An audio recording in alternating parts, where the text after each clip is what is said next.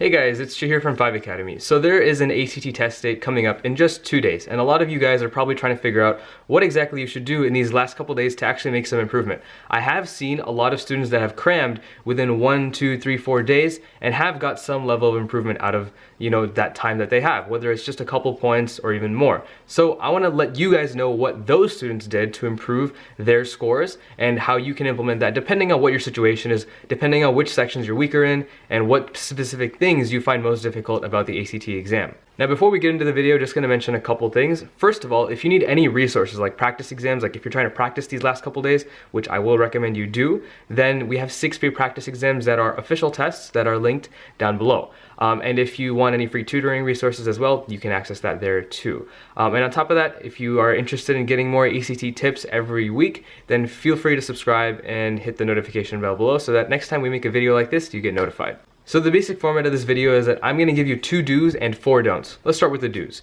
Okay, so what should you be doing? What do students do in the last few days to actually get some improvement out of their time that they have? So what I've seen is that most students in this scenario get improvement through practice, specifically practicing your weakest sections, because getting points that are lower tends to be easier than getting points that are higher. So for example, if you have like your English at a 30 and your math at a 20, it's a bit easier to improve your math from a 20 to a 25 than improving the English from a 30 to a 35.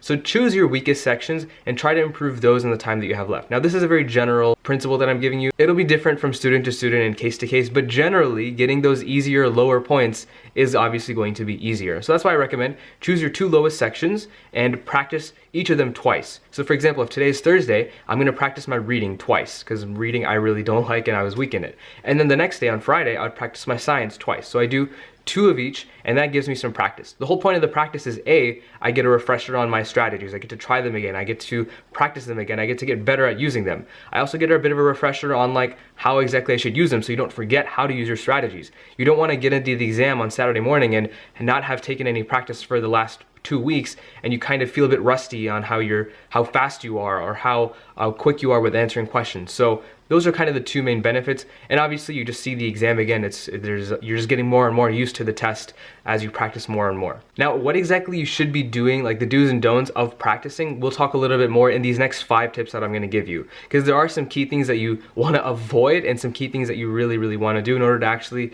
get the practice improvement that you're looking for. All right, let's get to the second do. The second do is, for English and math specifically, look over the questions that you're getting wrong. And look over the past questions that you got wrong on past practice exams. Because those questions are evidence of your weaknesses, you want to refresh yourself on what weaknesses and mistakes you have. The English and math are very skill heavy, so if you made a certain mistake, if you had a certain weakness on one particular exam, it's very likely and very possible that you'll make that same mistake or have that same weakness on another practice exam or on your actual test day exam if you don't learn from that mistake. So make it a point to learn from your mistakes, and the easiest, most direct way to do that is to just redo or review the questions that you got wrong. Now obviously not all these questions you're going to be able to understand and get, because some of them might be completely over your head because you might not have seen this skill before, but whatever questions you can, whether it's even like 40% of the questions or 70-80% of the questions, that will benefit you. It's better than just not looking over them at all, okay? That's my second tip. Look over questions you got wrong for English and math and redo them. For reading and science, I'll recommend you do this as well, but you don't need to spend as much time. Like just look at the question, understand the answer, and then move on. But for English and math, you have to make sure you understand the skill behind the question. That's why that takes a little bit more time. All right, so those are the 2 do's. You need to be doing those 2 things. Let's talk a little bit about what you should not be doing. The things that can absolutely cripple your improvement and actually make your score go down if you do them, okay? The first one is, do not make any drastic changes in your strategies in these next couple days, because you might have already had some strategies like your timing methods or your skimming methods or your approach just in general.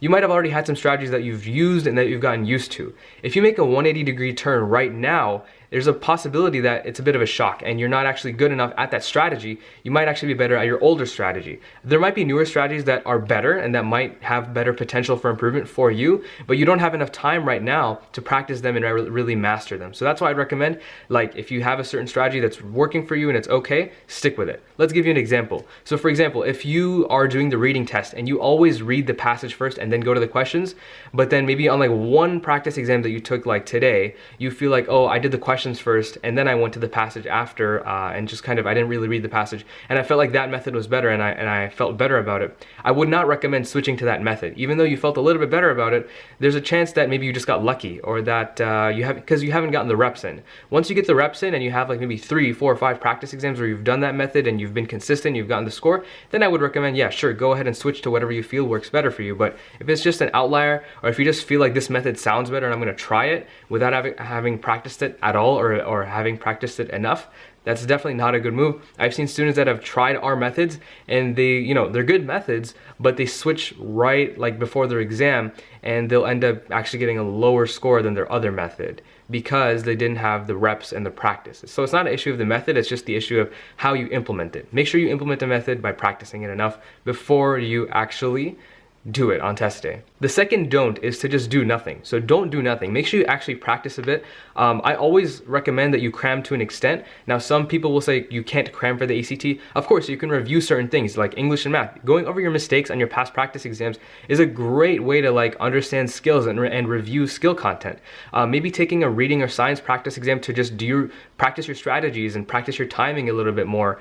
Just a little bit, 1 or 2 practice sections can go a long way. So don't do nothing. Don't just sit back, relax, and do nothing these last couple of days. You do not want to get rusty, especially if you've been on a pretty heavy, rigorous practice schedule. If you just switch to like just being, chill and doing nothing the last couple of days, you could get rusty. So make sure you keep a little bit of practice, even if it's just half an hour to an hour of day of ACT work. That's still much, much better than doing nothing and just, letting your strategies kind of fade away as you just chill. Now, at the same time, that brings me to my third don't, which is to burn out and do too much. I gave you in this video a very specific set of do's. I would not recommend that you go over that, because if you go over that, there's a chance that you burn out, you get tired, you maybe stay up too late studying and trying to do way too much, and you end up oversleeping for your exam the next day. So don't do too much, don't burn yourself out, don't oversleep because you stayed up too late. I would say do a very moderate amount of work, maybe 1 to 2 to 3 hours of work, maybe the night before and the night before that.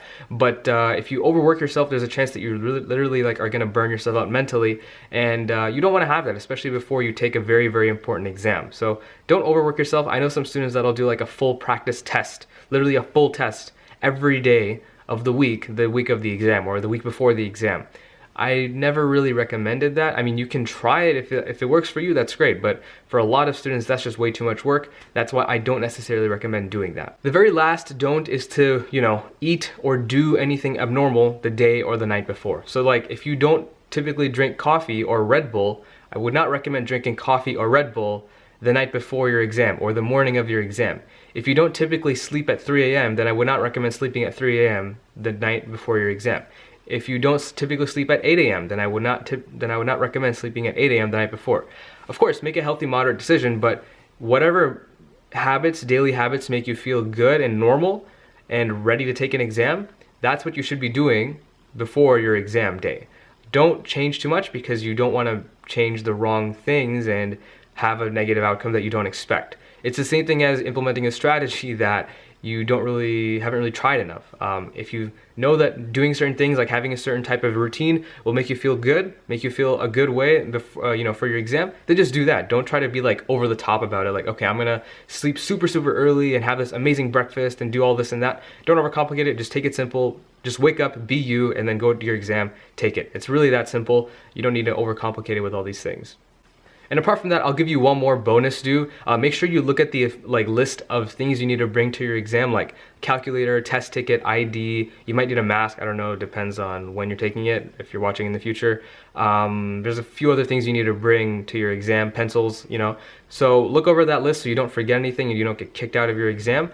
So yeah, that's what I'd say. That's basically it for this video. If you need any resources or extra help, like I said, there are free and paid resources on our website, including free practice exams, free tutoring, paid practice problem sets, monthly programs, year-long programs that you can check out. Those are all linked down below in the description. So if you need any help, let me know and I will be there for you guys. Apart from that, if you guys have any other video ideas that you want us to do, if you want us to make videos about specific things, you can always let us know, and I am always open to ideas. Literally, what I will do before a lot of these videos that I make is I'll just look in the comments and see what people are asking for, and if I find a couple people asking for a particular video, I will very likely end up making it. So if you want me to talk about something, if you have particular questions, then leave a comment. There's a good chance that I'll make a video about it, all right? That's it for me. Best of luck on your exam, and I'll see you guys in the next video.